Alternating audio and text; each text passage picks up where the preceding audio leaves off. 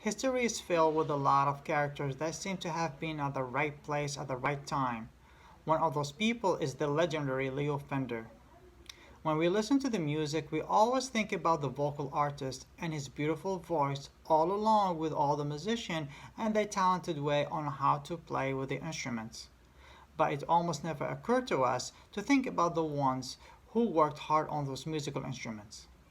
The creativity of those tools leads to more powerful sound, which is louder and sounds extremely better. In the 1900s, the guitar was a popular instrument in the music industry, but not loud enough, such as the acoustic and the semi-acoustic guitars, which were played by the blues and the jazz bands. At the time, in order for people in a musical party to have a nice hearing of a band, they need to be at a certain distance from the play. This limitation from hearing a loud and clear sound was completely changed by the invention of the electric guitar by Leo Fender.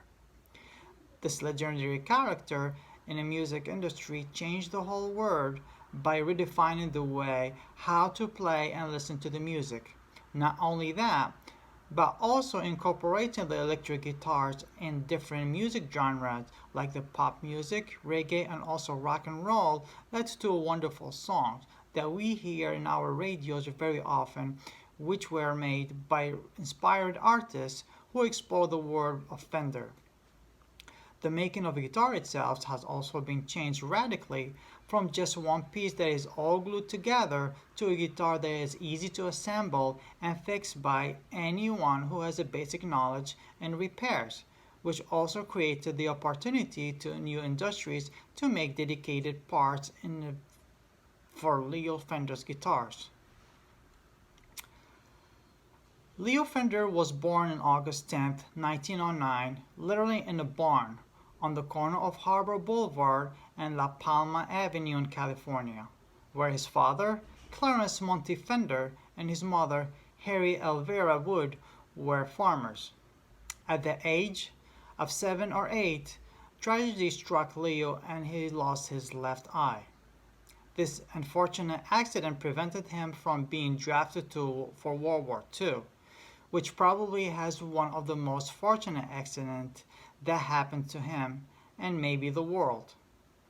Because word was spreading of Leo's electrical skills, a local band asked him if he would make a public address system for their parties.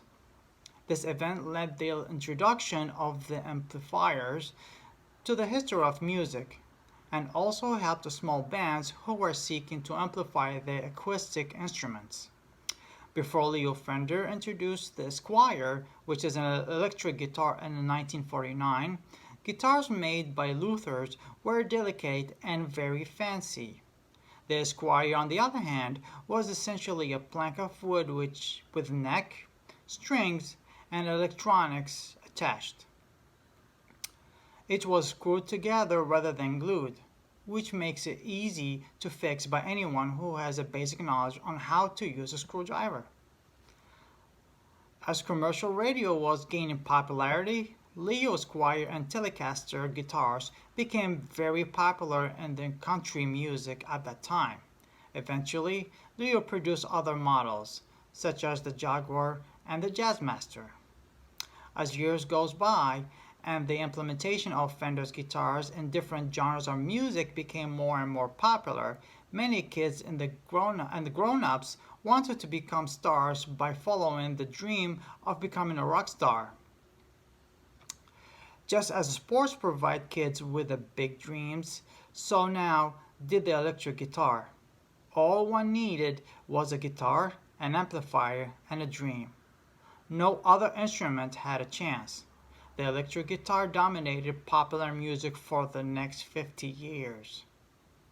This popularity of the use of Fender electric guitar also led to the establishment of new industries to produce dedicated interchangeable parts for Leo Fender's guitars.